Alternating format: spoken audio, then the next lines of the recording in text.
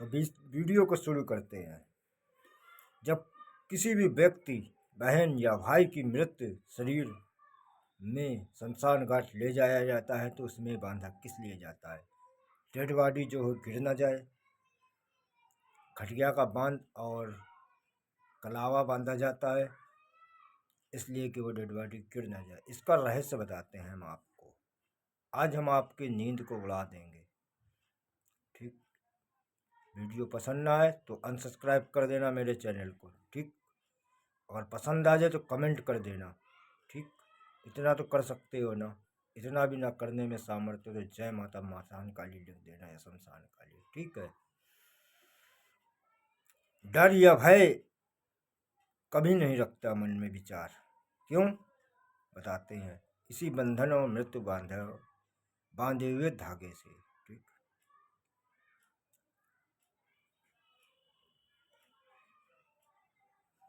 मृत शरीर शमशान में पड़ा है बंधा हुआ, और जब वो जल रहा है तो उसको जीवन में कभी बंधन बांधे नहीं गए। औलाद पैदा हुई, उससे नाड़ काट दी गई, वो बंधन मुक्त हो गया प्राणी। अब बहुत से ज्ञानी पुरुष होंगे, महात्मा उस समय के संत ऋषि, उन्होंने क्या दिमाग लगाया कि मनुष्य को कैसे एक लाइन, एक सीधे मार्ग में चलाया जाए।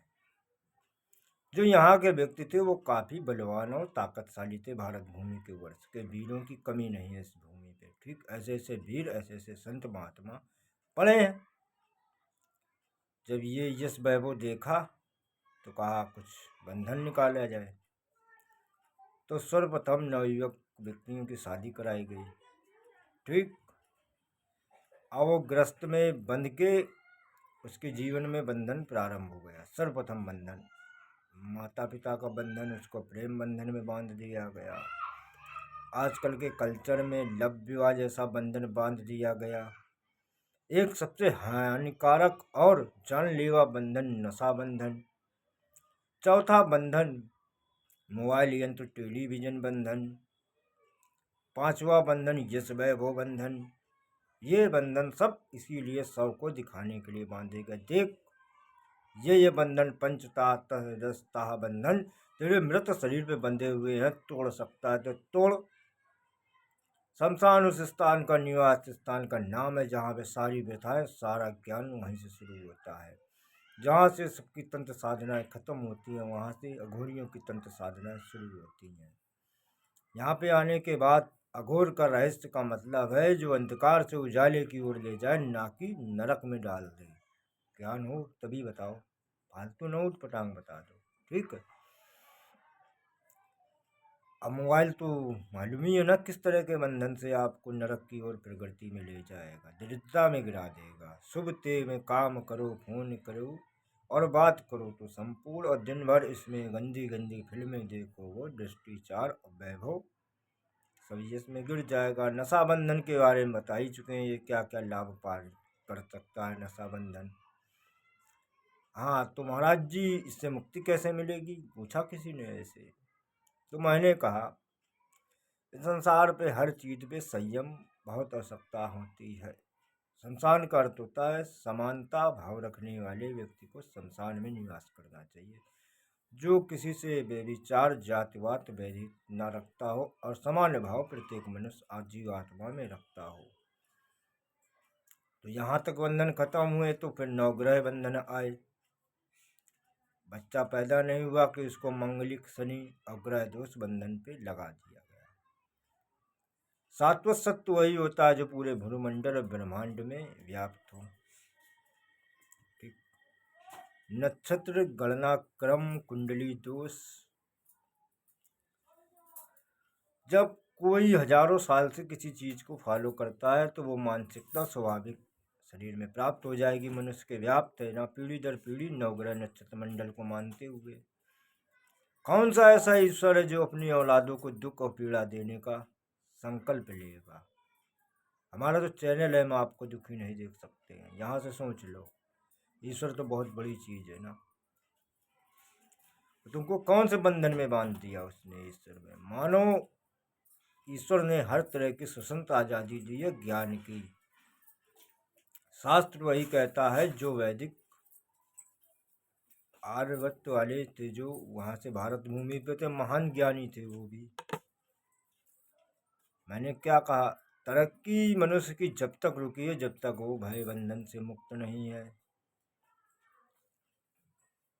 भगवान शंकर भी कहा कि भय मनुष्य को तभी तक है जब तक जीवित है, मृत्यु के बाद सारे भय वहाँ संसार में खत्म कर दिए जाएंगे सत्य बता के। तो हर चीज का नियम और संयम बहुत आवश्यक है जीवन में। जैसा रूप वैसा भेष धारण करो। ठीक। संयम जैसे मोबाइल चलाने पे संयम करो, नशा इत्यादि करते हो तो उसमें लिप्त से लिप्त ना हो जाओ, उसको संयम नियम पे करो। और